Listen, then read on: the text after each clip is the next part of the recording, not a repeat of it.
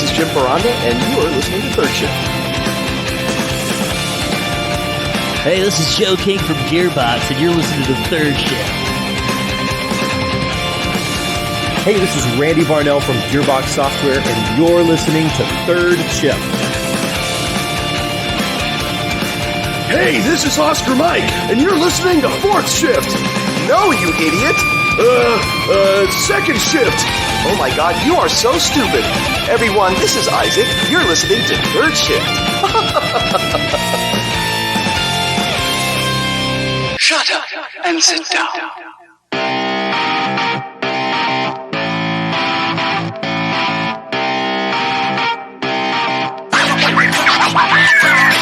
What's up, everybody? Welcome to episode 200 of Third Shift. We are live on the Gosh Golly Fives right now for the first time in a long time. I don't even remember how long it's been, but it's me. You get to see me and my glorious face. It's me, your funky leader, the greatest man who's ever lived. It's me, it's Matt. I was going to get my hair cut for this episode so I'd look all fresh and cool, but the wait on my app said it was going to be like 116 minutes, and I went, no, sorry. So you get Hat Matt. You get to see my glorious face, though. With me, as always, it's my buddy Eric, the light bearer, the light bringer, the light bear bringer. He's there on the other side. I can't see him because that's just how tech setups work, but you can see him. So while you're seeing him, why don't you, Eric, tell the people how your week was, my friend? This week has been amazing. Very stressful, in fact, because Matt said, hey, somebody that listens to the show said, I really want you guys to go live again. And I went, oh, I don't really want that. It's scary. It's difficult. I don't know how to use computers, even though I have like this huge stupid rig here. But as Matt knows, and he can tell you, I have no idea what I'm doing. I have 50,000 cords going everywhere, trying to make it work. Oh, man, it's been a week. Watching video after video, trying to anything I can think of to make something go. Here we are. We're at least live. It ain't what it should be, but by golly, I did something. Beyond that, we, of course, started the quarter in at work. Blah, no fun there, don't care, not talking about it, just terrible.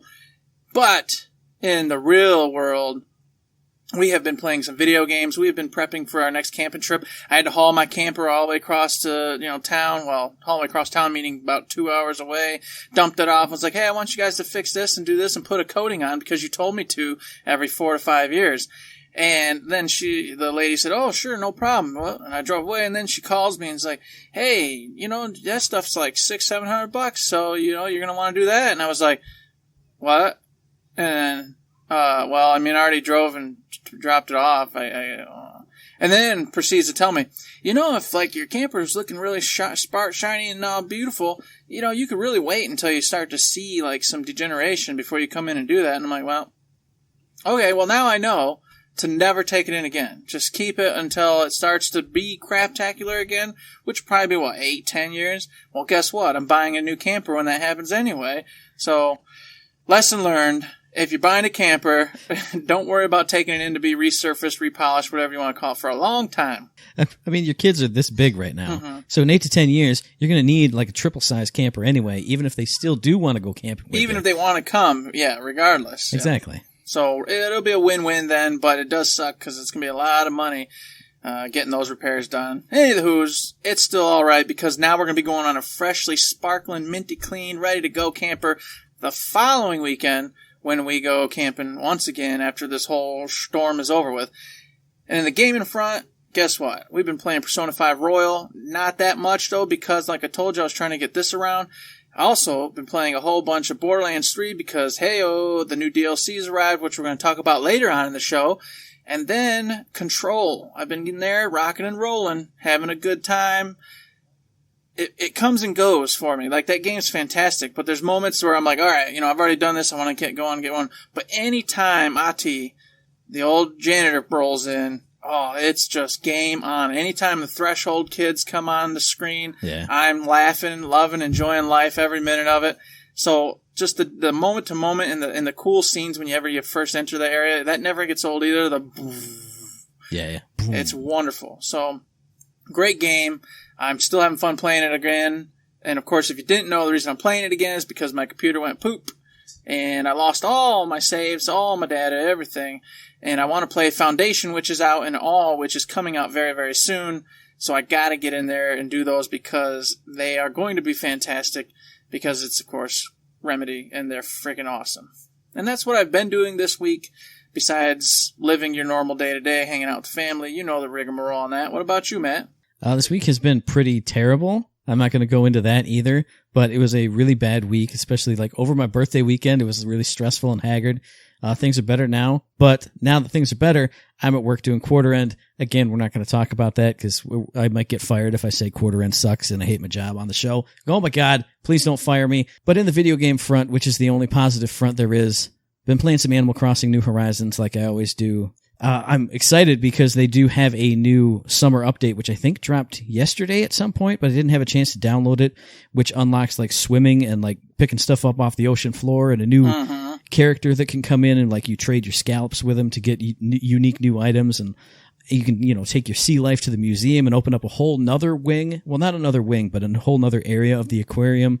And that's just fun to do. I think just last night I finished off the fossils. I was missing like one piece for weeks and weeks and weeks, and I finally got it. So that one's done. Feels really good. I mean, it's still just a blast to play. Just when I want to just zone out and have a good, wholesome time and just not really think about stuff, but just, you know, you're going to an island, you're going to spend some time with some animals, do your daily duties, and then you're done. It's nice and it's easy. You don't have to think about it a lot. Outside of that, haven't really been playing anything. I need to get back into Horizon Zero Dawn because I started those 2 streams of it, but I also want to play it off stream to get some side quests done, and I just haven't had the time or energy to devote to doing that, to even, you know, start doing some story missions on it again. But what I did do yesterday was I basically did a stream just to test out little Discord interaction, trying to figure out a way for when we go live, it to post into Discord and say, hey, the guys are live, check them out. So to test out that, I streamed some Yakuza 5 Remastered for the first time in like 4 months. I was going off my save game data. I was like, holy crap, this is the last saved in the end of March. Like right when all this coronavirus stuff started happening, I stopped playing that to play Persona 5 Royal, obviously. And man, playing Yakuza again just feels so good. It felt like the first time I had ever played Yakuza. And hey, shout out to you, Code Cadwallader, in the chat.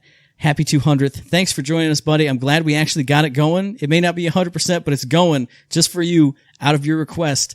So there you go. Hey, how's it going? Thanks to you, I had to work. But back to Yakuza. It felt fresh. It felt new. I was hitting combo moves that I probably had already, but I just forgot about them.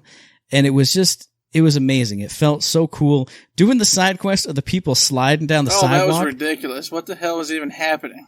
It was the greatest thing I've ever seen. Because it takes place in the town in Hokkaido where it's snowy and cold. Mm-hmm. And I was like, oh man, the streets are covered with ice. You gotta like take this big giant bowl of ramen on this tray to the dude down the street. I have no idea what that was about anyway. And it was just like, oh, make sure you walk really slow and people just slide. Oh, you gotta watch the replay. If you didn't see it live, go check it out. It was the best thing I've seen in God only knows how long. At least on my way home. That was the best. It was fantastic. So I'm going to end the week on a fantastic note there. Together as a team this week, I don't say this a lot, but we did the Shifter Monthly Topic. If you are on the Patreon at the $5 tier, you got to hear how our 2020 resolutions have been going. I won't spoil it because you got to listen to it on the Patreon to get the actual news. We had a fun time. It was a fun discussion. Fun revisiting our past selves, you know? Mm-hmm. It's always nice taking a look back, and then, of course, it keeps us accountable for what the hell we're doing and saying, which is always nice. So, of course, we mentioned stuff like that, too, and I'm not going to talk any more on it because, hey, like we said, that's for the patrons. But then in the extended gaming universe this week, you know, we'd like to do a little bit of releases here and there and everywhere. And I didn't find anything really new. I could have cheated and said, oh man, this cool game that we play, it's got DLC out. It's pretty cool. We'll talk about it later. But I found that The Messenger has finally released on Xbox One, I think as of the 25th of June, so just last week. And I've talked about The Messenger a lot on here, but mostly on What You Play in Third Shift. If you don't know it, it's developed by Sabotage Studio, published by Devolver Digital. It's that Ninja Gaiden looking game where you go between 8-bit and 16-bit. And I just got to say, if you've never played it before, you need to play it. This is one of those indie games everybody has to play. I love it. I adore it. I know Eric's played through about half of it. He thinks it's great and it's awesome. So you got endorsements, ringing endorsements from two of the best podcasters in the entire business. But if you don't know anything about it, it comes off as a really tough platformer / like timing based action game, and it is to some extent. But I find that when I think I mentioned it the last time I talked about it, it's not hard.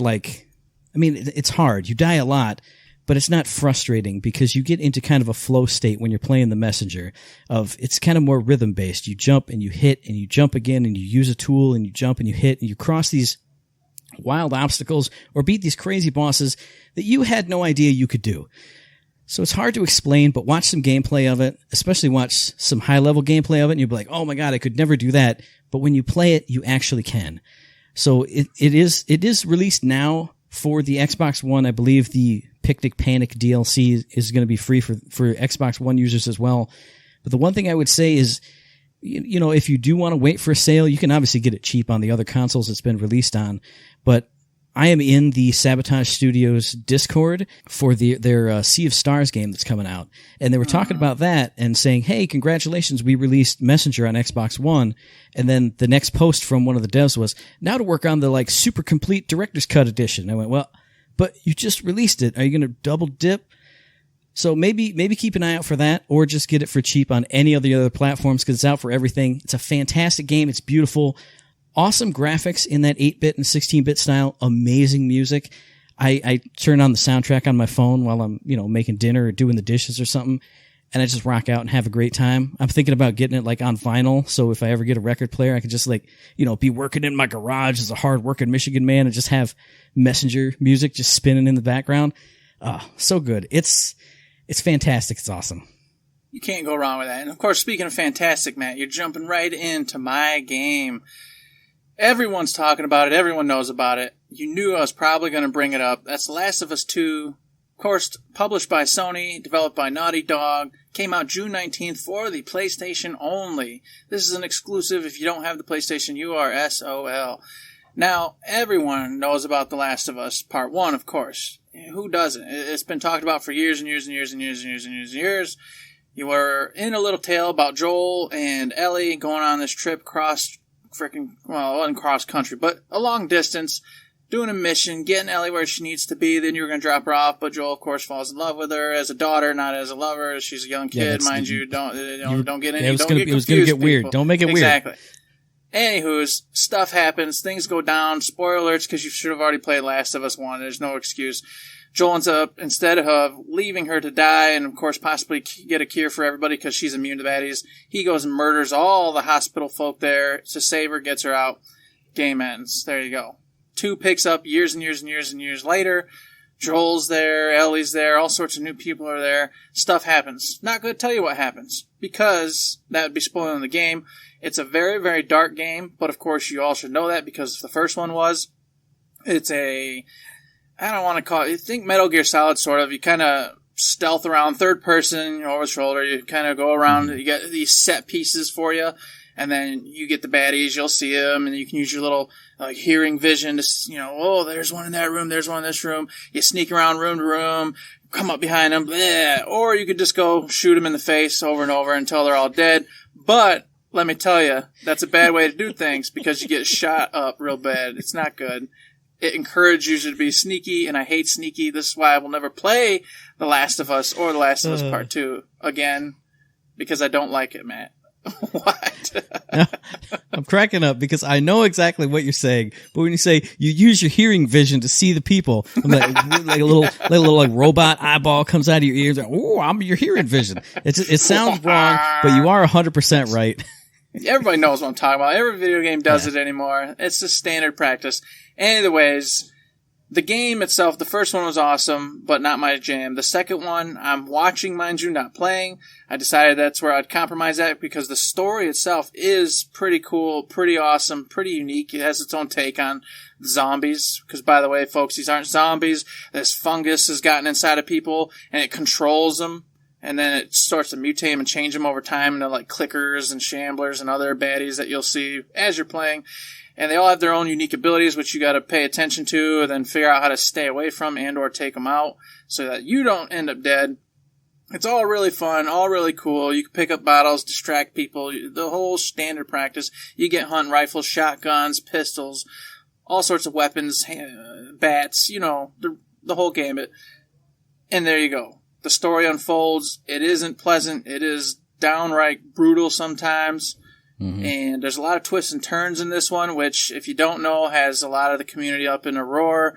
A lot of the player base, whether it's real or just people that want to hate on the game or hating on it, I don't know. But a lot of, players are actually really upset with the way things are going down. But the critics have been just praising the game left and right, calling it a masterpiece, probably game of the year, except for that's a lie because Ghost of Tsushima, we all know is going to be Obviously, game of the year. You ever heard of Ghost of Tsushima, folks?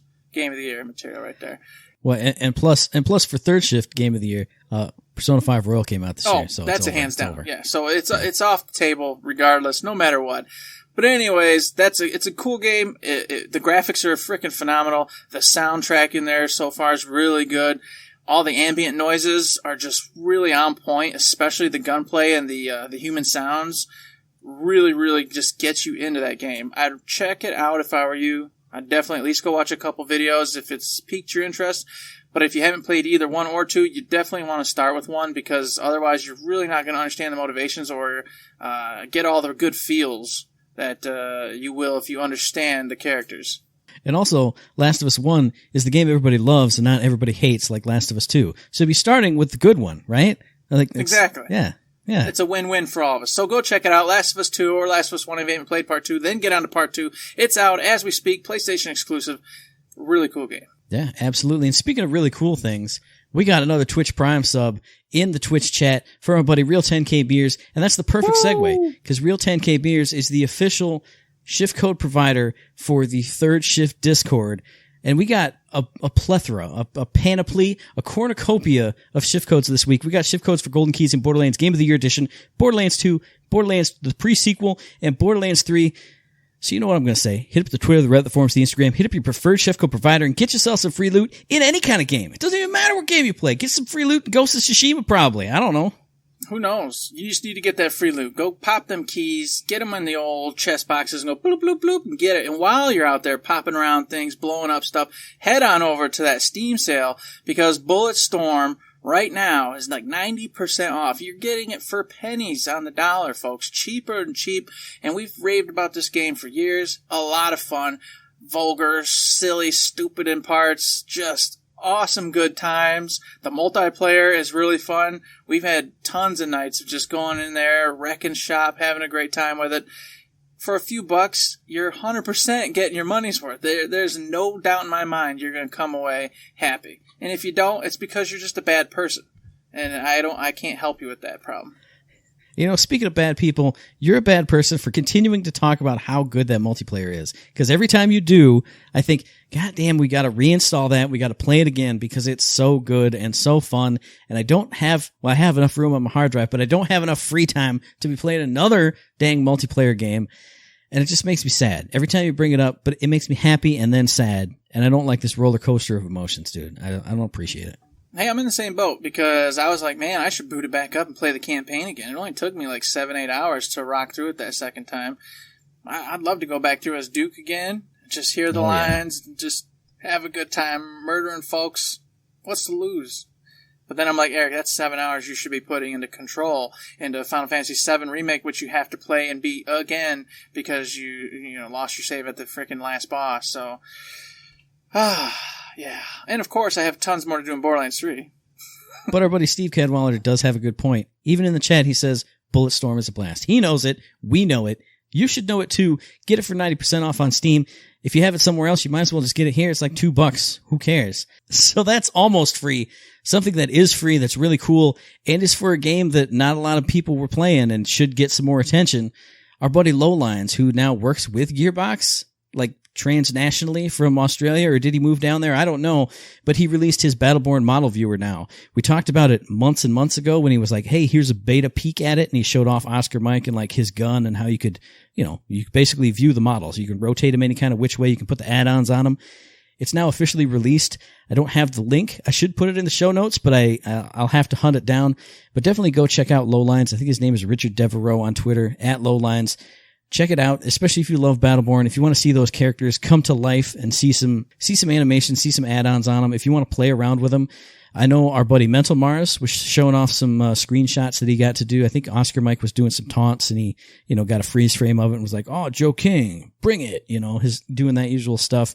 So if you want to relive some Battleborn fun, do it for free while you're at work. Just Alt-Tab over to Lowlines in his Battleborn model viewer. Good stuff there. And a good dude to shout out. Lowlines has been around forever. He's been around since we've been around, so give him some props, give him some love. Indeed, you should give him some love. And of course, speaking of add-ons, you need to add on your face, people, all right? You need to head on over there to Gearbox, throw $5 their way, donate to the whole COVID fund, and you'll get some in-game face masks for your characters in Borderlands 3. What's the beat about that? And then while you're there, you can also just go buy actual real face masks from Gearbox Loot, and get yourself some real face masks for real life while you're traveling around so you don't be coughing, spreading them germs all over the place and screwing people you shouldn't be screwing over. All right? Get it done. And things you should get done is your resume. You should get your applications ready because Gearbox now has a whole nother slew of job postings up. I think they were talking about community manager, brand manager, influencer manager, and then, designers and artists and developers and all the cool stuff. So if you put together a really cool, claptrap loot box with your resume in it, like our buddy Joe King did, which you heard about on episode 104 way back in the day, if you have that, send it to Gearbox. They will hire you. That's a Joe King guarantee. And just check out the job postings anyway. Even if you don't have that, I'm gonna put that on him. Joe King guarantees you will get hired if you do exactly what he did. And don't add us if it doesn't go right. Go at Joe King. That's right. Never at me, at Joe King. Exactly. But definitely go check out those job postings. We all know Gearbox are great people. Obviously, it's an amazing, fun place to work. You've seen the pictures. You've heard from the developers on the show. So go check it out. If you got any skills, go get abilities to pay the bills by hiring. That's right. By getting hired. I don't know. Look, whatever. While you're putting together that resume, which I'm not going to do because it's super stressful and I don't want to mess with it. It's too hard. Plus, I don't have any skills, so what's the point? You should be popping on some brand new music from the Borderlands 3 soundtrack, folks. Mm-hmm. It's out. Go buy it. I'm telling you right now, we'll mention it when we do a little breakdown of how we enjoyed this DLC overall. The music is fantastic. Every single song, every single noise in this whole DLC was on point, rocking and rolling. So if you want it at home, now's the time. Go pick it up before they're gone, because who knows how long they'll last. Definitely check that out. It's on Spotify, Apple Music, all the other stuff. So treat your ears to that, and then treat your eyeballs to some art up on the art station. Hey, remember the art station where they put all that Borderlands 3 concept art? I almost said Bulletstorm 3. I was getting too excited thinking about Bulletstorm again. But if you checked out the Borderlands 3 concept art from all the different artists, I know they directly linked to one of the artists' page with a lot of Bounty of Blood DLC 3 artwork, a lot of concept art for Rose, concept art for Juno, which I thought was outstanding. I really loved the concepts for Juno. I kind of like those better than the actual in-game model. That's exactly what I was thinking. But definitely go check it out. There's only a few items up there from that artist for now. I'm sure they're going to be adding a whole lot more from, the whole team, just like they did last time.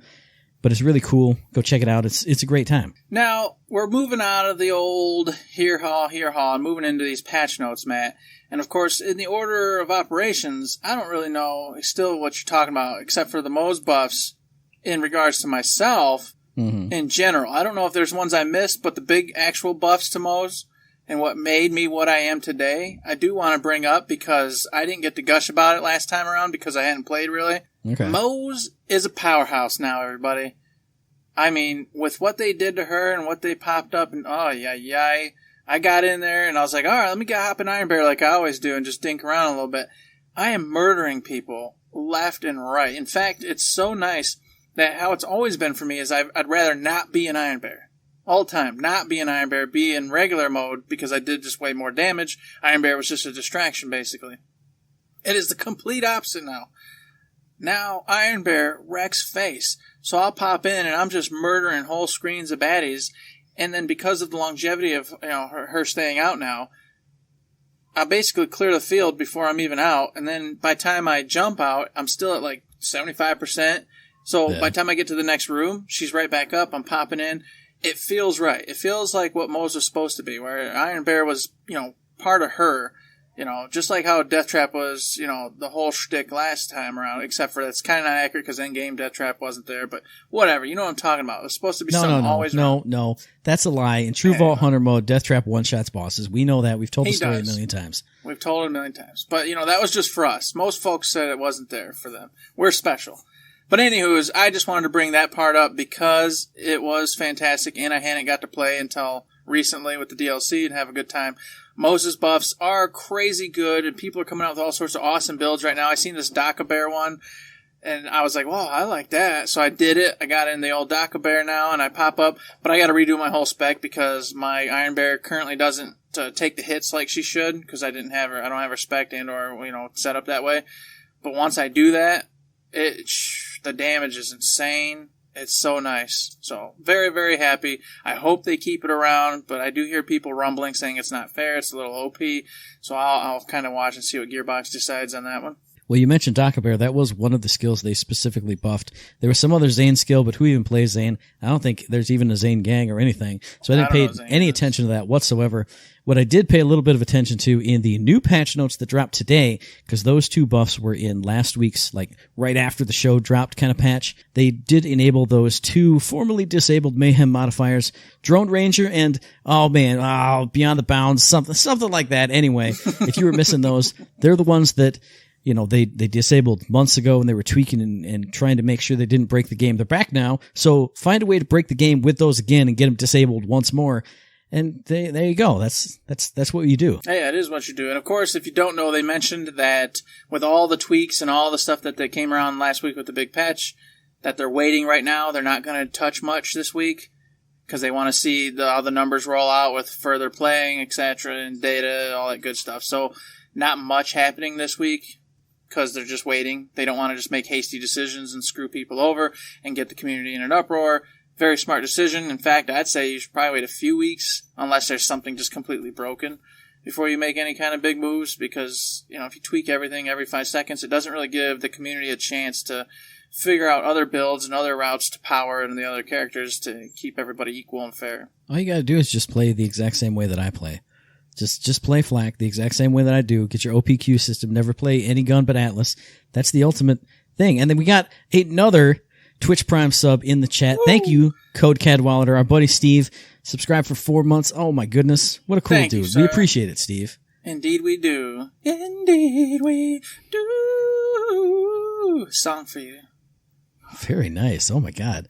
And Scooty Puff Jr. won. Thank you as well. It's Justin. It's our buddy Justin. Yes. Thank you for the Twitch Prime sub. Appreciate it, Scooty. Hope you're doing well in life over there in this COVID world. Hope you're doing dude, great. I haven't seen him in months upon months. Like it was months before even this happened. So good to see you in the chat. Thank you for the Prime sub. We absolutely appreciate it. Just like you guys are appreciating Eric's beautiful song. And just like I'm appreciating that there were also in the patch notes a little bit of hot fixes and bug fixes. Nothing that affected me, but I feel good for all of you who were affected by the bugs. Now you won't be anymore. It's just you got like a can of Raid and you sprayed it on, and now you're bug free. It's awesome. It's a beautiful thing. When you said that, it just brought me right back again, Matt, to just camping out and the mosquitoes before the stupid spraying and the caterpillar pooping on me. Okay? You brought me right back to that, and I said, man, I wish there were no bugs for that. That would have been a great time. And that brought me back to just 2 days ago. Now, I remember it was either last summer or the summer before. It was a live on the fives I talked about when I went out to the mail and I reached in and I pulled out the stuff and I just had a clump of ants in my hand. So every time now when the weather's hot, I walk out there and I go, is this the time? When I open up the mailbox and I look and I don't see anything. And I reach in and I take one piece out and I look. I went up there today and I went, it won't happen again. I took the mail out. Like 10 ants just fell out, and I went, okay, it's happening again. It's happened today. You let your guard down, Matt. That's what you should have never done. I get it the worst, though, because I'm telling you, they're tricky and they're little evil little things, those centipedes. Mm.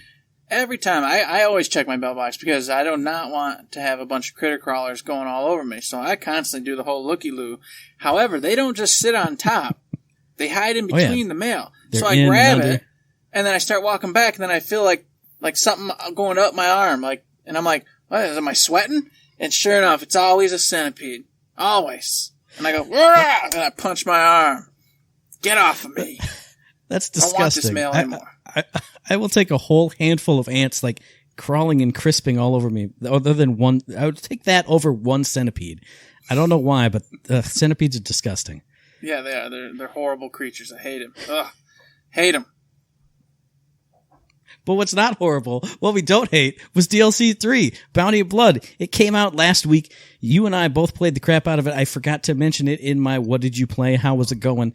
I played it all too. I played through it all in basically one day, because I got like that half hour playing the day of last week's show, and then I played through all the rest of it basically on, I think it was Monday, Tuesday, I can't remember, which one of the days that I had off, played through all the rest of it, loved it. How about we just talk about some impressions? How much did you like it? Did you like the story? Who'd you like? Who'd you hate? Go for it, All Eric. right. Start us off. I'll start us off. All right. So, intro mission. Fun, cool beans. You know, you meet Rose. She's like, hey, stranger, I'm a stranger too. We're doing things. We're living a rough life out here. See, this is my devil sore. And you're like, wow, cool. All right. Who's Rose? Is this going to be like a character I hang out with? Neato. Let me follow you and hang out. She takes you around, gets you over to where you need to be. And she's like, hey, here's the town you want to be at. Tell Sheriff I said hi and stuff. And you're like, all right. And at this time, you know, I figured, all right, okay, Rose is a bad guy. I get it. Something's wrong with Rose. Spoiler alert, everybody. We're going to be talking about the DLC. So you already got one. If you don't want any more, you got to get out of here now. But of course, you've all played it. You've all beaten it, I'm sure. So anyways, that all happens. Sheriff, awesome character. The whole intro to him going into the bar and whatnot, I thought was great. It was a lot of fun. That was amazing. That was the part that I didn't want to spoil before. How you get into an old-fashioned bar fight, and even the narrator was like, oh man, the Vault Hunter came to town, and he found himself in an old-fashioned bar fight, and he decided to handle this the old-fashioned way. And you get that bonus objective of just melee 3 people, instead of just, you know, because your gun's always out in Borderlands, instead of just mowing everybody down in 5 seconds. It felt good to just be in a brawl, run up and punch some dude, run over and punch this other lady. I don't know, it was cool. It fit the vibe 100% perfectly. Yes, it did. It fit the vibe. The music was rocking. Everything was feeling really good about it. And of course, you're looking, and just like in the last DLC, everywhere was already a whole bunch of awesome artwork. You saw all sorts of just immediately I was like, okay, it's time to start looking around. You know, I'm rubbing my paws together, and even before anything goes, I'm looking at all the pictures. Of course, you see the Gearbox staff picture. And by the way, everybody on screen right now, you're gonna have you're gonna stroke out because there's a whole bunch of flashing lights. Just so you know. I'm glad I don't have to stream up. This is the part when I told Matt we were gonna stroke out. By the way, when we were playing. So, anyways, got through all that. Started on the missions, and this part was weird because it kind of you hop out and then you can just start to see side quests out in the distance, but the way it had you going, you didn't have to go or do any of it. Yeah. So you could kind of just beeline it through for the most part. So naturally, of course, I started sidelining and I started doing the side quests and everything, and they were a lot of fun, which we'll talk about more. We're just going generalities real quick. I had fun with them. I thought the side quests were generally pretty cool. What'd you think? Yeah, I enjoyed them for the most part. I appreciated how, you know, like you said, you could beeline the story mission, but then each side quest kind of took you over close to another side quest, it felt like. It kept popping them up, yeah. Yeah, because a lot of the side quests were like this big, long, looping thing, which was the only kind of negative I had about it. Was a couple of them just was like, all right, go over here, and then go over here, and then go around here, and then go all the way over there, and then come all the way back. Well, that was kind of like the oil baron one, right? Not an oil baron. He had the Dr. What's-His-Face. He was making the brew, killed the guy, blew him up, and the wife was like, what an idiot, sent you on that quest. And you were destroying all the reservoirs and stuff like that, which was a cool quest, but like you said, it had you going from this place way over to here, then way up over here. And I was like, man, this is like a lot of traveling. And the other one that stood out to me was the one where you buy your next favorite gun, and it turns out to be like a piece of junk, and you're trying to get a refund because you got to go all the way out to get it, go all the way out to the guy, go all the way out to where he might be, meet a guy who wants you to go all the way over there so you can go all the way back to him, so then you can go fight the guy so you can go all the way back here and then go find another thing and come back here, and then you finally end the quest. It was kind of a lot, and I don't know, maybe that one just dragged on because it was getting to the end of that play session, and I was like, all right, once I finish this quest, I'm going to go get some lunch, I'm going to relax for a little bit, and it just kept going and going and going and going. And it was still fun, but it just kind of like, come on, I'm ready. And actually, I enjoyed that quest. I had a lot of fun with it. Was it General Undergarments or whatever, by the end of it? So he was cool, but the previous quest, that side quest, I really loved. I loved watching that man blow up. And you shoved the needle right into his neck. I just thought that was great. The big giant needle. Well, I'll get back to that in a second because I got one thing to say about that one. But General Undergarments, dude, he just had an undershirt and full-on pants on. And that's why I was confused. He's saying, I'm in my skivvies. I'm like, no, you're not, dude. You're wearing better pants than I probably am because I'm a robot. Exactly. Yeah, I was confused by that. I was like, yeah, you got, the old skivvy shirt on or whatever, but that's it. I was like, well, you look okay. I don't understand why you're all crazy about this. Whatever. You look better than most people in Borderlands. Mm-hmm. That's very true. That was a little weird, but I did like the Quack Doctor quest that we were talking about because it gave me finally a grenade that is amazing. Like I've gotten grenades that do better damage, but they don't have such good effects. I love that grenade. I used it all the way through the rest of the DLC. I know we're going to talk about weapons next time we talk about the DLC. But if we mention that side quest, I can't not say that that's the best grenade that I've probably ever had in this game. Because if you don't know, you throw it out, and it bounces a couple times, and each time it does, it puts a giant, big old lake of fire on the ground. And then it also explodes when it hits somebody. So it's just, I would get into a big fight, Mr. Beef would run out, and I'd just be like, 3 grenades, and everything, all the health bars would just go, hit the mic, whatever. I don't even care, because I'm so into it. Everybody's dead. It's great. Yeah, I was using that sucker all the time as well, because, like you said, you just throw a bunch out in their enemy's direction, and it's popping lava all over the ground. They're still running at you, just taking massive damage, and then you just clean them up. It was easy peasy. I hope to get I don't think when I got that I was max level, because of course, as you all know, I had to redo all my Borderlands crap too, so I wasn't at 60 by the time that already hit. Yep. So, unfortunately, I want to go through again so I can get that again, because that's an awesome grenade. I agree with you on that. So, speaking of awesome things, and we're talking about side quests, I can't not mention my buddy Soapy Steve and whatever the other guy who was trying to get revenge on Soapy Steve. That quest was amazing because of 2 things. Not only was it a cool quest about trying to give a guy too much of the best bath and it just being absolutely ridiculous, the whole ending of that quest is amazing. I won't spoil it for anybody. Not only is it an amazing quest, not only do you get a really fun bubble blaster gun out of it, which I used all the way through the rest of the DLC as well in certain situations, but this is where the narrator hit home 100% for me. He stepped up to the plate and he hit a grand slam home run in the bottom of the 9th with 3 and 2 and whatever, I don't know, baseball, geez Louise. But this was the thing where you run up to a guy who's, you run up to a dead body and you're like, oh man, here's a message in a bottle. And your Vault Hunter picks it up and goes, a message in a bottle. I wonder what it says. And the narrator says something like, oh, the Vault Hunter checked it out, and by what was in the bottle, he learned where he needed to go next. And Flack immediately said, the message is corroded, I can't read this. And the narrator went, okay, just one time, I'll help you out. Here's what the message said. And it was perfect. It was everything I wanted it to be. I was loving the narrator the whole way through.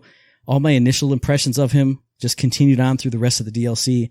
But that fourth wall break right there made the narrator character for me. 100% absolutely fantastic. I will never forget that side quest as long as I live, just for that moment.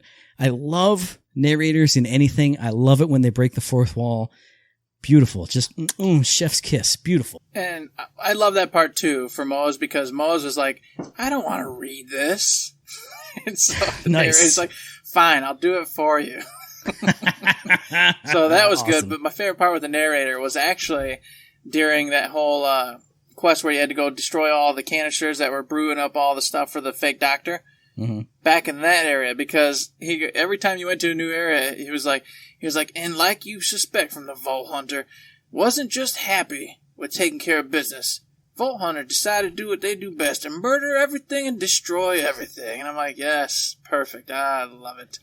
I love it. Everything the narrator said regarding me, and I don't know if this was general or generic or if it was foremost, but always was just, and the Vault Hunter decided to murder everything. And I'm like, God, I love it. Every time he said it, I was like, yep, that's exactly what. Thank you for making the decision for me, because I'm going to do exactly that now. I mean, that sounds to me, I'm not remembering exactly everything, but it sounds to me like it was tailored to Moe's. Okay. Because there wasn't a lot of just, oh, well, the Vault Hunter just said screw it and shot everyone. It was kind of more, not like logical, like, oh, I'm a robot logic, but it seemed more like, Flack's kind of a mellow character. He doesn't have like emotional spikes like that. So it felt more like an impartial narrator kind of, but he was still in the Vault Hunter's head and saying, oh, the Vault Hunter decided to go this way and thought this was cool and all that stuff. So yeah, nice. I love the narrator. Just amazing. So now I wanted, before we get too far away, the Dr. Oleta or whatever, that's her name, right? Mm-hmm. Okay. So we meet her, and we obviously, both of us were like, oh, okay, she must have been working for the company beforehand. We put two and two together pretty quick, and she wants to help us stop. And then, of course, later on, we find out that Dr. Oleta's, from what we heard and read, that she's actually the mother to Rose. The grandmother. Is it the grandmother? Mm-hmm. Okay. I wasn't sure if it was the mother or the grandmother because of the time jump and difference there. Right. But either way, it doesn't actually carry forward. So that part kind of like was weird to me because I when they kind of told you what was going on, how it was all breaking down, I thought there was, in the end scene, you'd get a scene with her and Rose confronting one another or doing something, and then you were going to help out, obviously. It didn't happen. None of that happened. So that part was weird to me. I don't know why I include her, but then not do anything with her. Yeah, that was definitely weird. They had no confrontation between each other. They were just like, oh yeah, you should go stop Rose way over there. And Rose would be like, oh yeah, my grandma, blah, blah, blah, blah, blah. I don't think she ever even mentioned her by name. And I kept waiting for like Oleta to betray you, or like you said, have a final confrontation. Like, that's not what I trained you that way for, or anything. And it just kind of went, whew. I feel like the disconnect there kind of extends to Rose as a character for me, because she's with you at the start and she turns evil, but I felt like then she just was on the Echo the whole time. I never saw her again until the last battle. So the end, when you see her running and through the doors and stuff, for the most part. Yeah, I was like, she needs to be a character, because anytime she was on screen, especially like in that last cutscene where you see like the big thing comes out and all that stuff. We'll spoil it when we get there. But I was like, wow, she's such a compelling looking character, and they like shot her scenes so well, like when she kind of like looks up from under her hat brim, like I'm doing now. And does the whistle and all that stuff. I was like, she's so cool. Why isn't she just right in front of my face all the time and having like little cutscenes or like in-game interactions? But she was always just, hey, get that bounty hunter. He's after me. Here, have a wave of goons. I was like, but where are you? Yeah, that I thought was really strange, because I was hoping, and I don't know, the way it was set up, I was hoping that we were going to get the Devil Riders and her riding in occasionally while you're in the middle of a quest or whatever, and just come in and just try to just jump you. And then, of course, you'd shoot her a few times, and then she'd probably say something along the lines of what she did in the Echo, the voice, but instead you'd actually see her. After you hit her a few times, she'd be like, oh, boys, handle this scumbag, or whatever, and then it'll ride off by herself into the distance and disappear. But either way, that's kind of what I was hoping for, because, like you said, she's an awesome-looking character. And then the Devil Sword, spoiler, that she killed in the very beginning was super cool looking.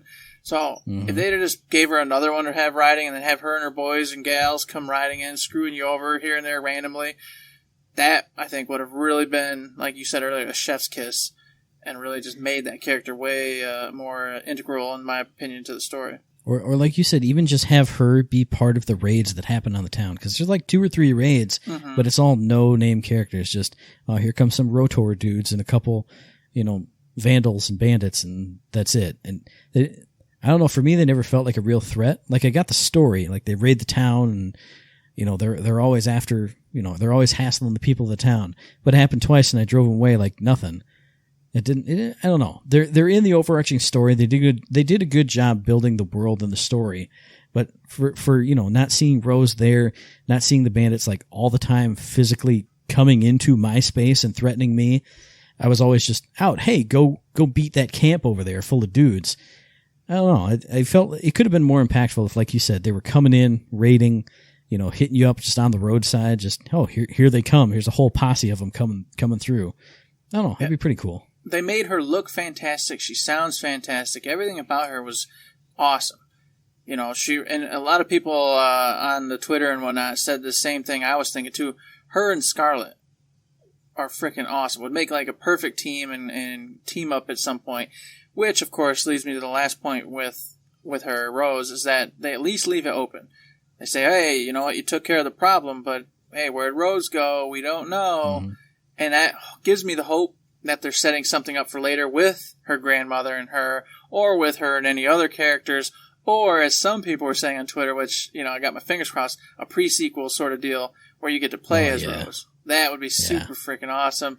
So I'm happy that this sounds like they're putting her in their back pocket to maybe use at a later date and time for something else, because she's a wonderful character. And I would hate to see her just come and go on this one DLC, never to be used again. And especially since we both agree that we wish she'd have been used even a little bit more, and she wasn't. Absolutely. I can't say it any better than that. No. If they do some kind of pre-sequel thing, she's a perfect character because, I mean, in that last boss fight, she's got all kinds of cool abilities. The leap and like the sword surround thing and all the other stuff. And just obviously she's a gunner too, so she would have cool gun abilities. Man, now I just want to play Borderlands 3, the pre-sequel. Wouldn't that be awesome? God bless it. Yeah. So, speaking of characters, what about Titus Juno? I like the story that they told with them. I mean, it's a traditional story. You're the outsider. We can never trust you. And you know, by the end of the story, they trust each other. I liked that. It's a good story. It's a cool story. Like, by the ending, when he was like, "Oh, come on, Sheriff, we got to go," and I was like, "Oh yeah, you did it. Cool." But the characters themselves, they didn't really stand out to me. Like, Juno's just a big bruiser character, and she runs around with you like twice, and Titus is just kind of like a dude. I don't know, they didn't have as much impact for me as Rose, the villain, which isn't a bad thing, but especially today when I saw those Juno concept arts on the art station on my phone, I was like, whoa, she could have looked so much, not that she looks bad, but she could have looked so much cooler and more engaging, and I'd be like, oh man, what's Juno got to do? You know, with the shaved head and the big giant, like, super buff version. So I liked him in general, but they didn't really stand out to me. What do you think? Well, first off, I liked the way it went. I liked how they made it so Titus wasn't just a doofus. You know, he's kind of not a prick, but just a little off. But I was worried. I was like, okay, they're going to turn him into a traitor or do something stupid with him. You know, and they didn't do any of that. I liked how they kept him together. He was a solid deputy, did what he was supposed to do, handled business, and carried it through all the way to the end, which I appreciated, because so many times, you know, one of them ends up being a traitor, and, you know, you gotta screw him or, you know, kill him or get rid of him or whatever. Didn't do it. And then Juno started off strong for me. When she came down, when you meet her, and she's got her hatchets out or whatever, or butcher blades, and she's just going to town, I'm like, oh, okay, this is it. We're going to get to business. She's going to probably be with us on a few missions. She's going to run around like a crazy person just murdering, and I'm going to laugh and chuckle. It's going to be great. It didn't happen. I was sad about it. I really wanted to get her on my team a lot more and do stuff with her instead of just a lot of, you know, the meet her someplace, do something with her, and then she takes off again. So that part made me sad because I enjoyed her a lot. I was like, okay, I like this idea of her just being this crazy, you know, person just murdering everything, taking care of business, but on the good side instead of the bad side. And it turned out where they kind of just were like, oh, you know, nope, she's just, you know, trying to help you do what you need to do and letting you do all the killing instead, and then just getting you to the end game to take out Rose. But along the way, like I said, they did the whole storyline with Titus, which I did appreciate, and I'm glad that those two ended up, like you said, the mutual respect, and it carries forward to where if they ever do a second DLC in this area or any storyline here, you'll see those two working together, and we can move forward from that position and have a good time, hopefully. And I think that's the perfect segue to the one problem I have with the DLC. It's not a problem, but I mentioned it to you when I was done. Now, I did play through it on a day off, so I put in a lot of hours. I probably put in more hours than it felt like, but it felt like this DLC was just over in the blink of an eye. Obviously, you and I played for like an hour and a half. I played for maybe 2 hours before that and like 2 hours after that, and then it was done. Like, I felt like there was so much more I wanted to do in that world. I wanted to, you know, walk around the town and each shop that opened, because we didn't talk about that when you're rescuing characters from the side missions. They'd say, oh, I'm going to go back to town and open a aquarium shop or whatever it was. And so it would pop open a shop there. what I really wanted was to, after you finish the DLC and get, congratulations, here's your loot, see the credits, listen to the awesome song, I wanted to walk back through town and see exclamation mark, exclamation mark, exclamation mark, exclamation mark. It was like, oh, I left my stuff back at the old hidey hole where you rescued me from, or I dropped my thing. Go on back there and do it. But I turned around and there were no more exclamation marks on the map, and I went, oh, well, I guess I'm done. I don't want to go back to normal Borderlands 3. Not that there's anything bad in there, but I wanted to spend a lot more time in that old western eastern world, and it felt too short. Maybe it's not too short. Like I said, maybe I played through it a lot more than I realized, but it felt like it was over too soon. I want more of it. That's basically my beef, is I want more, and there's not more right now. I felt like it was a decent size. I think overall it was more along the lines of 8-9 hours to beat, and so to me that felt about right. And just so everybody knows, I think I still have 2 side quests that I have to wrap up. I beat the game, but I think there was a couple of them I didn't get through, like going and checking on Titus's old pet. I didn't do that one, so I got to go back and talk with Oleta or whatever, and then follow her to where she has the pet at. And I didn't do that one. Yep. And I also didn't get every single the books, the artifact books that tell the story. I need to finish finding those, and then of course the films, as you already mentioned. I didn't get all the films. I got a couple of them, but I didn't get all of them. So finding those is going to take me a little bit of time. Getting the rest of that's going to take me a little bit of time. Wrapping up a side quest or 2, and I'm glad you mentioned the town. You know, they talked about how the town's going to change a little bit here and there every time you do a side quest and get someone to go back there. I thought that was a really cool idea, a lot of fun. I was interested to see it. Here's the thing, though. I was so busy getting through the game, I never went back to town. Not once. Still to this day, and beating it, I have not gone back to town. Well, that's not true, because of course that's where you end up, but you know what I mean. I didn't go turn around and go explore and talk to all the individuals and see what they were saying and doing. But it was super late, and I had to go to bed, and then now I'm here doing the show. So I'll get back in there and take a peek at that. But, like you, and this is a testament to the DLC, I think, I wanted more. I want more and more and more and more. I really, really hope, as where I used to hope, that Athena's would get added onto and quests would be added there and things like that. I hope that this DLC doesn't just stand still and go nowhere and just act on its own as a DLC that never gets touched again. I hope that they add in quests, takedowns, whatever it is, things like that to this area for me to come back to, hear the narrator, see Juno, hang out with Titus, that kind of stuff. It's a perfect place for a takedown. There's a whole new bandit nest over here. You got to go through this whole unexplored cavern, to get there and go through all the caves and all this other stuff. It would be perfect for at least that. I just want more content on that world. I hope that maybe with DLC 4, when you're going into crazy like split vision, parallel universe world, maybe you visit all the planets again. That'd be a pie in the sky idea. But when you were talking about Athena's getting built onto, it's like there's a lot of small areas in this game, whether it's the DLCs or Athena's, or even Necrotofeo to some degree. There's not a lot going on there. I would love for them to just, for a big final DLC or a big final addition to the game, just push a lot of side quests there. Like maybe there's another, maybe to get Lilith back, you have to go collect pieces of power from every, one of the big planets in the galaxy to, find a special kind of vault key, and then have new areas or new enemies and new quests all peppered throughout all of them to kind of wrap up your Borderlands 3 experience with just visiting all your favorite places with all your favorite friends, and especially this DLC place, especially going back to Gehenna, riding on that crazy mount again. Mm-hmm. Maybe by that time they've tamed the devils and the actual good guys are riding the devils, and you can ride one for yourself for like a cutscene time. Oh man, that'd be great. There's a lot of possibilities, yeah.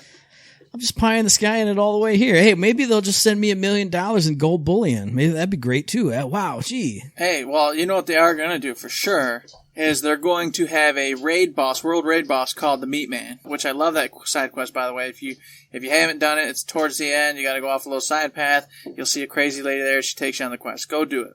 A lot of fun. A lot of old little audio logs to get the whole story down. They set it up.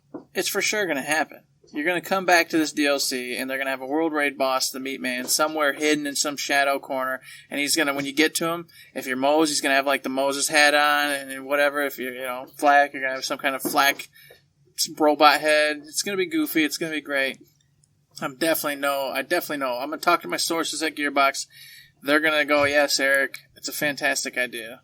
and they're going to do it. So you set me up for a perfect segue, but are we done with the DLC? Yeah, for now. We should be done with the DLC, because there's more to talk about, but I want to incorporate some of that into the next thing when we're talking about guns and stuff, So speaking of your inside sources at Gearbox, oh man, over these last 100 episodes, because this is Third Shift episode 200, we've had 100 episodes since our last big hoorah celebration of us and how cool we are, and we've talked to all kinds of new characters. I was thinking about, I was like, man, what have we done since episode 100? Oh, we talked to Joe King. We talked to Jim Ferranda. We talked to Randy Varnell. We actually met Jim Ferranda in person, shook his hand and saw him with our eyeballs and spoke to him with our mouths.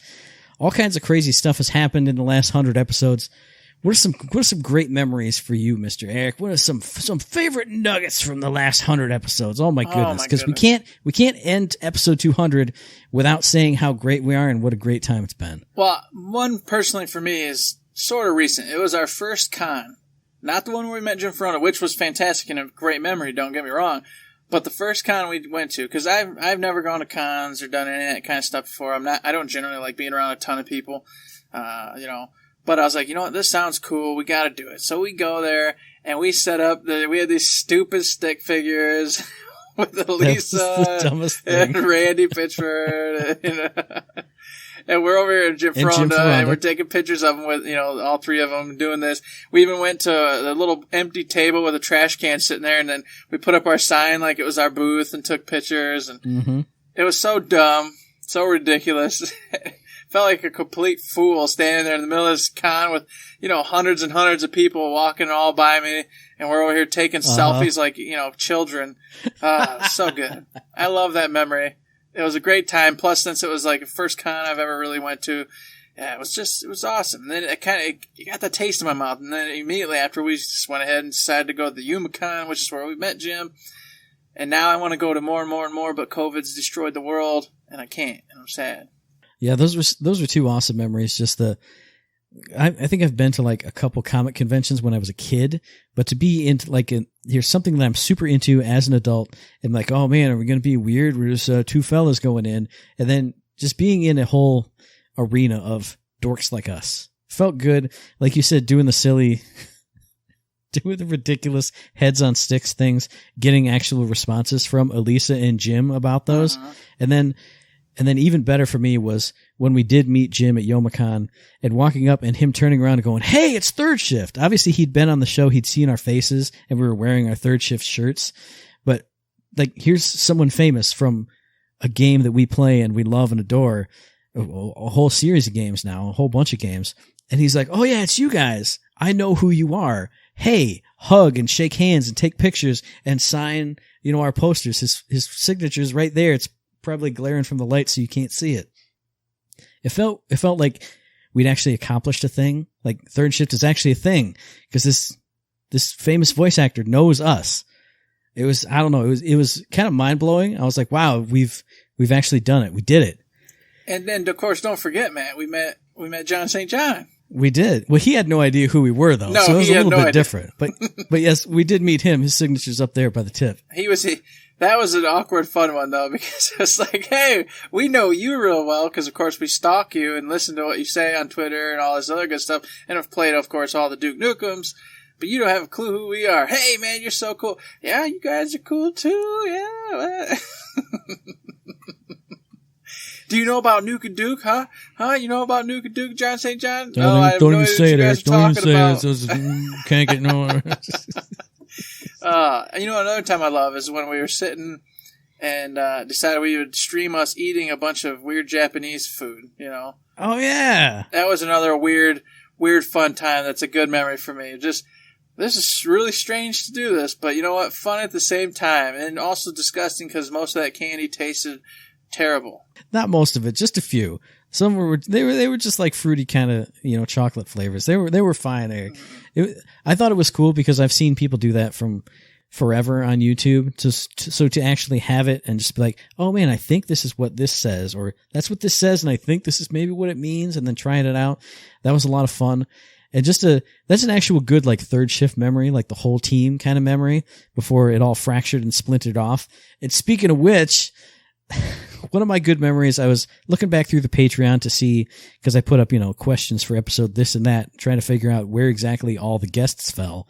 And I was driving through the Patreon, and I went, hey, look, there's that alien, that like alien series Whatcha-Plan that I put together, where you and I got killed by the alien and I went crazy, and I found all the alien sound effects and the spaceship sound effects and put that all together. And I was like, man, I've had so much fun, especially over the last 100 episodes, because that's when that started up, obviously, just putting together weird sound things, mixing music together. I did something special for the intro of this episode. And I'm not professional, I'm not good at that kind of stuff, but when I put something together and it sounds really cool and I listen to it, I'm like, yeah. I mean, after I did the intro to this episode, I walked around the house going, yeah, I'm awesome. I'm amazing. I listened to it like 50 times. That's something that's come around in the last 100 episodes. Just, us taking something we normally do, like the Whatcha-Plan or the Shifter Monthly Topic, theming it, finding all the right music and sound effects, and, your performance, my performance, melding it all together into this whole kind of like, not like soundscape, like I'm a professional guy, but I don't know, that's just something that's just, it's come up over these last 100 episodes, and it's just, man, I want to do more of it. If we had more free time and didn't have to work jobs that, take up all our time, that'd be something I'd like to do a lot more. We could do all kinds of, I could find the music from the DLC that's out now and just put that underneath our DLC conversation. And, oh man, put voice lines from the characters in little pauses in between or something. Man. Oh, love that stuff. Like you in that boat, I'm in the same way with, and of course goes without saying, is the interviews. Like you said, getting Joe King, Jim Fronda, Randy Varnell on here, and of course before that, Ash, and then of course, longtime listeners, Sean and Joe Zoes. I love that stuff. It builds character, allows you to meet new people and just learn how to just interact and talk with them to help, conversate and get out the information that you're hoping that they're going to talk about. Just the whole thing behind having a conversation with somebody like that over a podcast. Super cool. I'd love to do it more, but like you said, because of real life, it takes prep, it takes time. And as fun as it is, it's also stressful because you don't want to, you don't want to screw up, you don't want to mess up, and you're talking to somebody whom you admire and think is really cool, that kind of thing. So between those two things, it takes time in between getting them. But if I had more time and all the resources, of course, as well, I would love to do more and more of those interviews because they're just a blast. And no matter what, when all this is over someday in the 90-year future, those kind of things are always going to be like huge glowing points for me in our third shift record. I mean, we've seen the faces, so I won't say like putting faces to the names, but putting personalities to the faces and the names that we know. Like when we got Joe King on, we had a great interview with him, talked a lot with him on the podcast.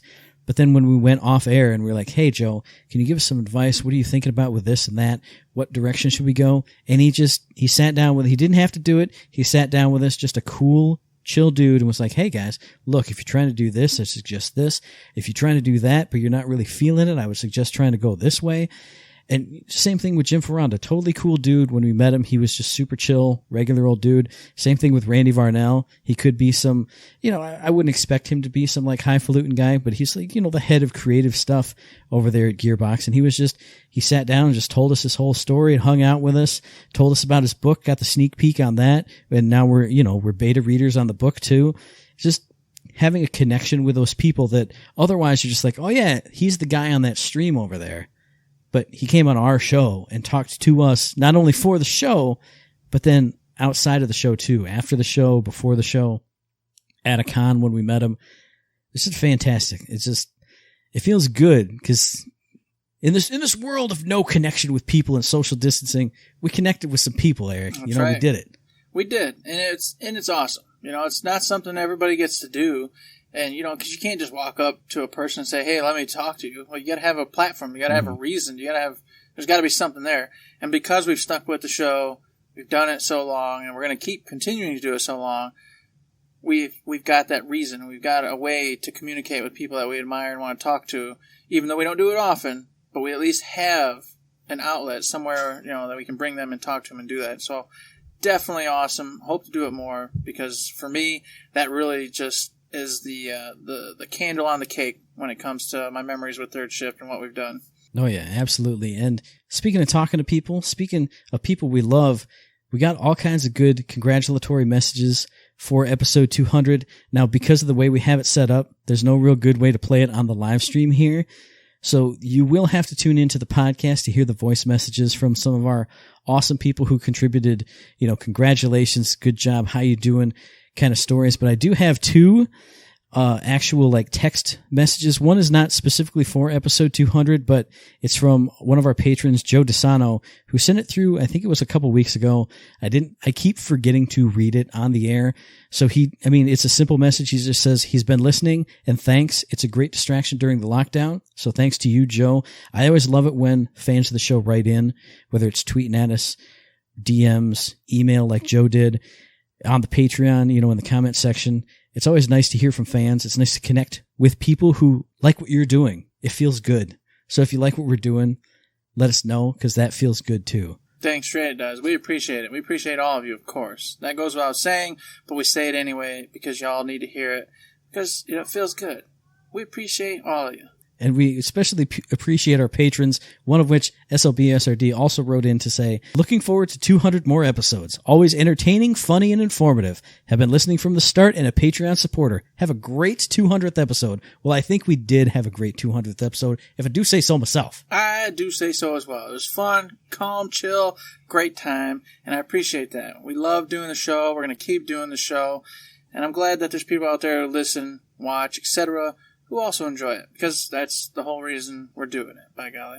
Absolutely. And of course, now it's time to hear your beautiful voices, except not live here on the stream, only in podcast form. We got 3 coming at you. I think one of these is a voice you're going to recognize.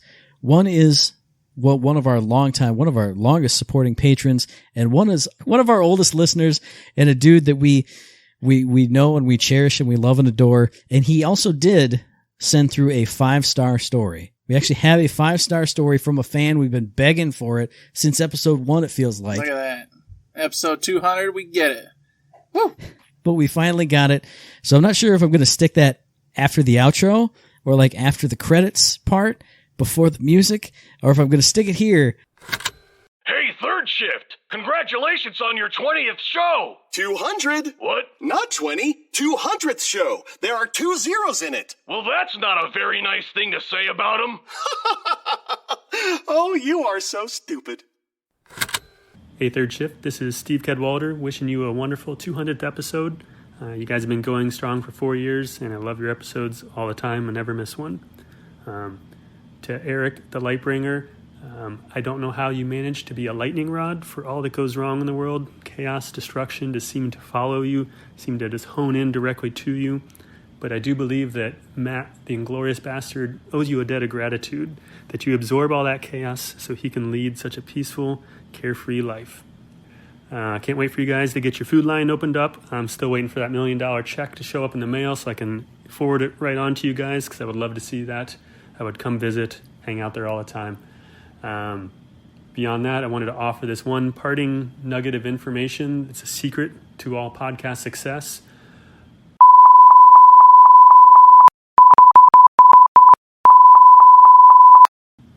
Have a great 200th episode, guys. Hey guys, I just wanted to offer congratulations on your 200th episode. What a milestone! And I'd like to offer my thanks for each and every one of them. I've so enjoyed all the information, and I laughed so hard. You guys are extremely entertaining. Seriously. And I love the 5-star stories. In fact, I wanted to share one with you that my grandpa told. Gather round, everybody. I want to read you the tale entitled The 5 Stars of Third Shift. Long ago, 2 young men had a dream they shared with others. For some of those they shared their vision with, the belief in the dream was real, and they wanted to help the 2 men. Together they set forth to begin their journey into a new realm of sound and adventure. So began the tale of Third Shift. Third Shift started out strong. The 2 men were able to project their voices into the ether to inform and entertain all those who had the sense to listen to their wise words regarding all things Gearbox. The results of which enabled heroes to better assess their situations and improve their chances for success. all was well for the two men. Because of their efforts, evil was thwarted at every turn. Peace was restored to countless worlds, and their people knew happiness in their daily lives. This in turn gave Third Shift great happiness. Yet in that happiness, the seed of arrogance had been planted. They had helped so many, fought so many battles, gloried in so many victories, that they began to feel like a power unto themselves. A power that would soon be challenged by the anger of the podcast gods. These mortals have forgotten the gift that was bestowed to them. It was I who allowed their voices to be heard. It was through me that they are able to touch the hearts and minds of so many. Your contribution is as nothing compared to my own. I alone planted the seed of inspiration that started them down this path. You are both wrong. What is inspiration or the ability to be heard without the ability to act? It was I who gave them that. The courage to look past the unknown and move forward. The determination to overcome obstacles and let that seedling of a dream take root and blossom into reality. It was my influence that made all of this possible. We have all given of ourselves. Through our actions, we have made the path they walk, and in turn have helped countless others. Yet for all of that, what gratitude have we been shown? What praises have been offered us? Those we have helped now look to Third Shift. They now only see the tools we have forged and not the hands that wield them. What shall we do? They must be brought down, reminded of their proper place, and punished for their conceit. To what end? If we dispose of the tools we use, how will our work continue? Destroying them now will only create fear of us and not the praise and adulation we rightly deserve. Other tools can be made. True. When the spade is blunted, there are only two things to do. Sharpen the old or replace it with the new. In this case, the old is beyond the point of renewal. Let us go forward with the new and quietly discard the old. In this way, there will be no fear of us, and the exaltations will belong to us once more. You have forgotten that once a gift is given, it is theirs for better or worse. It cannot be taken back. We must get them to relinquish it or lose it entirely. We have to diminish them so completely that they no longer hold the attention of the people. When they are forgotten, they will know their place, and once remembered, the punishment can begin. How can this be done? By your very suggestion. Let us forge new tools for our people. We shall make them the equals of Third Shift. So it was. New podcasts were forged and sent hurling towards Third Shift like asteroids from deep space, towards an unsuspecting planet. Yet while some damage was done, some people lost, Third Shift did not perish. They embraced the new challengers and welcomed them into the Gearbox community.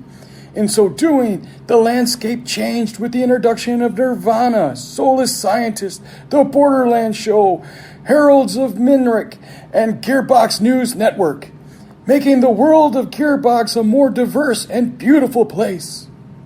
How can this be? Even with the new, the old still lingers on. Third Shift is not forgotten. They have suffered losses. One of their group has left. The others will fall as well. We need only find a new approach.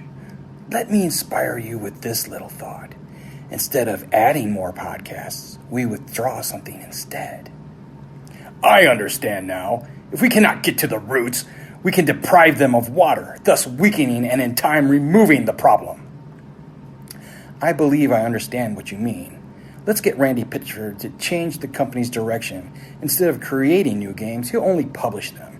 This will in turn slow down any new content for Third Shift to report on. Exactly. So, in the year of 2016, Gearbox gave the world the Homeworld Remastered Collection as their first published release. With this change, Gearbox knew slowed to a crawl. One by one, these podcasts fell into oblivion, crying out once or twice and then falling silent. Yet all the while, Third Shift was able to carry on. They explored new and strange places like Conjecture Land and Realism Rock. They encountered new friends along the way like Joe King, Jim Ferrona, Ash Lyons, Randy Varnell, Joe's O's, and Sean H. The added new segments like Talk About Your Week, Talented Tuesday, and Live on the Fives, proving for all the world that Third Shift is not only a power to themselves, but that they have power to spare, power enough to bring forth IG2G. Your plans have failed us. We created new podcasts, and what was the result? They were weakened but resilient, losing only one of their number. Then we tried to choke them out by reducing the content that feeds them. To what effect? They thrived, claiming to absorb the power from the podcasts that fell from our restrictions and channeling them into something new. Twice we have failed, and their arrogance only grows. How do you account for this? Account for this? Account for this? I only inspired them. It was you who gave them their voice. It was you who gave them the power to touch the hearts and minds of the people. So why do you look for fault with me? Your claim to them was not so insignificant when they first began.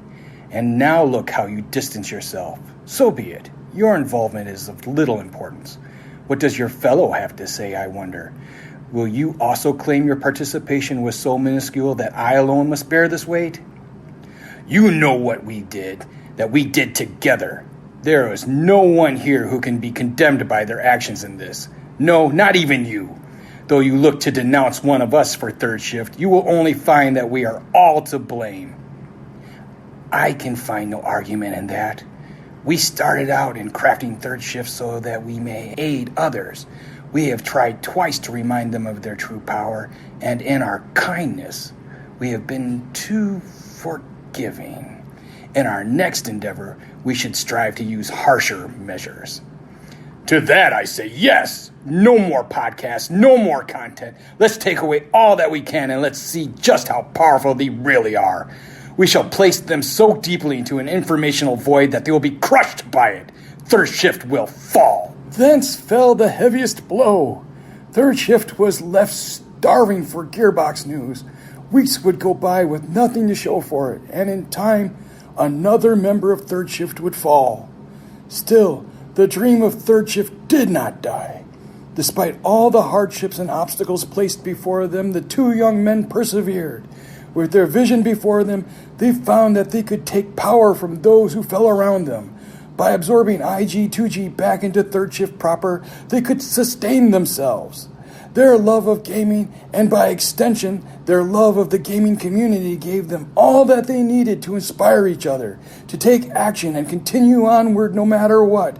And finally, to share that love by communicating it through entertainment and information. In short, they were truly a power unto themselves now. With all that we've done, Third Shift has proven that the gifts we have given them have not been squandered. Time and time again, they have proved worthy. Yes, we gave them much in the hopes that they would be of aid to others. But we forgot about the driving force behind that aid and how important it really is. It was their love of gaming, their love for the community, and their love of entertainment that has made them so great. How should we honor them for their stewardship of our gifts and our lesson relearned? I have the answer to that. We shall present them a single star for each gift given, and one for both men. These will be eternally united, bound together in the love of gaming we all share. And in this way, we too shall share in their glories. So, the next time you peer across that vast space known as the internet, look around, and you will see the 5 stars of Third Shift. A star for inspiration, for action, for communication, and a star for the greatest man to ever live, Matt, and one for the Lightbringer himself, Eric. However, this story is far from over. You too have a part to play. Remember this tale, listen to Third Shift, and be a hero in your world. And in that moment of victory, leave a 5-star review for the men who helped make this possible. Wait, everybody. There's morals. There's always a moral to the story. And I forgot to impart the biggest one.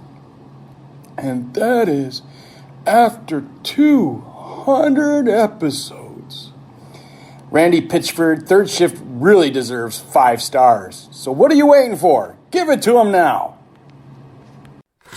And if people who are just following, like Gloria H. Sinclair, if they don't know how to contact us, if you guys want to send us any late congratulations on episode 200, if you guys got any questions, any comments, and concerns, if you just want to say hi to us anytime when we're not here live on the fives, you can do that via email at thirdshiftme@gmail.com. Find us on Twitter at ThirdShiftME, or find us on Facebook under Third Shift. Indeed, you can find us over there on the Facebook. You can also find us over at Patreon. We treat it just like a little old tip jar.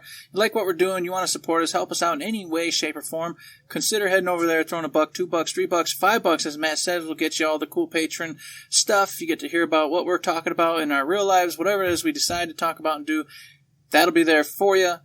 If you cannot throw money our way, hey, you know what? I understand. The world's tough. Times are tough. Even without all the despair and craziness in the world, you can support us in so many other ways, like, as, once again, Matt said, hey, give us a 5-star story. We've been begging for those forever. We finally got one. I can't wait to hear it. It's going to be the most beautiful, epic thing in the entire world. It's going to be glorious.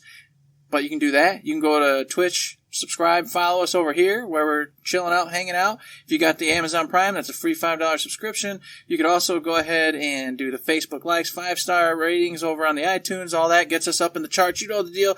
All these things, mailbag letters, comments, anything, and all the stuff, any interaction is wonderful, makes us feel good, hopefully makes you feel good. Consider it. Absolutely, and consider listening to our very next episode, because though this is episode 200, we're not gonna stop. We're gonna keep on going, and we're gonna stop it at some weird dumb number like 237. Yeah. So keep an ear out for episode 201, which will be coming at you next week. By or at, on or around July 10th. And you can find that episode on iTunes, on Stitcher, on Podbean, on Spotify, and on YouTube. As I always say, if you like what we're doing and you'd like to help us out, please give us a like, a rating, a review, a comment, a subscription, any kind of good thing on any of those good services, especially Twitch, right here. If you're live on the fives with us, give us a follow, give us a Prime sub. Just watch me when I'm playing games and come hang out with me. It's a great time. Twitch.tv/ThirdShiftMe. All the things we adore, they help us out, and we really do appreciate it. Indeed we do. We appreciate those 5-star ratings. I already told you, it gets us up in the metrics, makes us feel glorious, and tells iTunes that we're special. And we want to be special, folks. Don't you want us to be special? Because I want us to be special. So please, 5-star ratings, and maybe a 5-star story someday. But not today, because we gotta go away and go to sleep, okay? That's right. I got to edit all this stuff into a cohesive podcast and put all the good stuff in. So until next time, viewers on Twitch, listeners at home, there's nothing else to say but...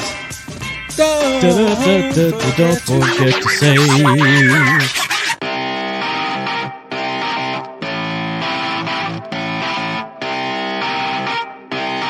Shut up and sit down.